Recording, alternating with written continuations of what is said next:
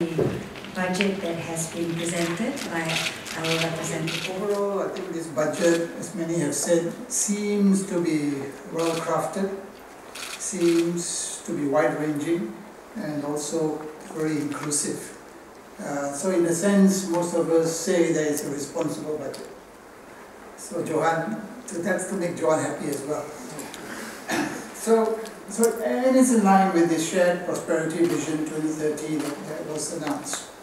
So, in terms of the broad initiatives, taking Malaysia into the digital age, looking at increasing employment opportunities, and so on, moving to a cashless society, all these are necessary stuff that we all have to do, and I think they are very appropriate in terms of the initiatives that were announced.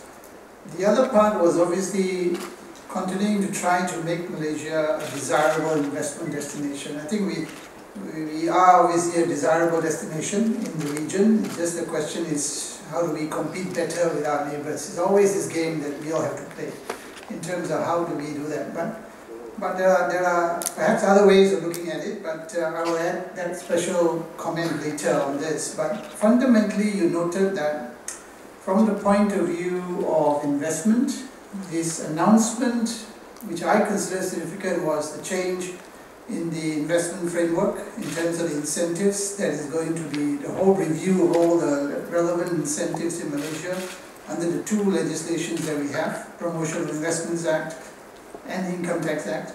That's been obviously reviewed and expected to result in a new framework. Minister's speech says 1st January 2021, a bit disappointing. I was hoping it would be June 2020 because I think these things can be done very easily, with due respect.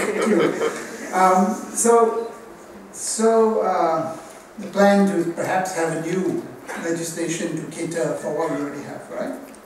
So that's good, and that's the most significant thing if you're looking at some form of tax reform that's going to be occurring. The challenge here is always about who is our lead investment agency in Malaysia. It's always a bit unclear, although we all think it's MIDA, but many seem to think it's dispersed. So I think we need to make MIDA a lead investment agency, give them more power and move on. I think the minister's announcement of the NCI and jointly chaired by the Minister of Finance and the Minister of International Trade Industry was good, and that has already started work, so that's positive. The other aspects in terms of housing, rent-to-own, financing is good. I think that's question always is about the take-up, and similarly all the other initiatives in terms of allocations, grants, all great, because that's what the budget does, right? To announce all the various initiatives. The challenge is always about the take-up, the success, the outcome. And I think the Parliamentary Select Committee on Budgets, right, chaired by Dato' Sri Mustafa Mohamad, because I was with him last Friday night in another program. That particular Select Committee is now involved in actually seeking accountability in terms of calling the ministry and then briefing them on how things are going, at least in terms of the 2019 budget. And that's, to me, an extremely positive way of looking at things. Because I've always raised in various forums, in various times when we were, and I've been invited to various forums, always about who is measuring the outcomes. I guess it's the individual ministries, and therein lies the problem. Because different ministries have different types of ways of justifying things. So in the end of the day, with a Parliamentary Select Committee, which is calling on the Ministry of Finance and others to perhaps give them a briefing on how things have gone from, let's say, a year ago, is a positive step. And that's the way it should be, and we hope there will be a public sharing of that particular information as well. So that, I think, is positive, because I've always raised this point about all the grants that we give, then what is the take-up? Are there balance of funds still left? Usually we hear all the funds are fully utilized. Then the question is, how many entities get advantage of that? How is it being used? Did it achieve its purpose? Is a fundamental thing. Because this is all taxpayers' money that's going out, and we need to make sure that it's well utilized. I think this government is committed to try to do more than what has been done in the past in terms of accountability. So those are steps that I think are positive. The other point is the projected economic rate for next year at 4.8%. I mean, we saw the IMF forecast. I'm just wondering whether the IMF forecast will bear out, because we are basically in Malaysia, we're doing quite well in terms of this year's growth rate compared to others. We thought next year is going to be worse. But from the forecast, it looks like next year is going to be back up again, and I have my doubts. But let's wait and see. And I thought the 4.8% growth rate predicted for Malaysia next year is quite optimistic. And that is why I think we didn't see any substantial tax raising measures, because if the economy grows, companies do well, they make enough profits, they pay the taxes, tax revenue grows. So I have an issue in terms of how that will be. I think the government needs to keep an eye on that, because if economic growth drops, corporations' earnings drop, taxes drop, then we have an issue, right? So I think that obviously is a real issue.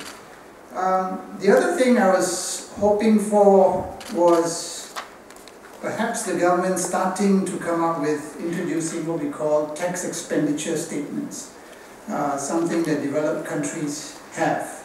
Maybe it's be down the road, but a tax expenditure statement is just telling us all these measures that you announce, what's the loss, what's the expected loss, or what's the expected gain in terms of tax revenue and so on.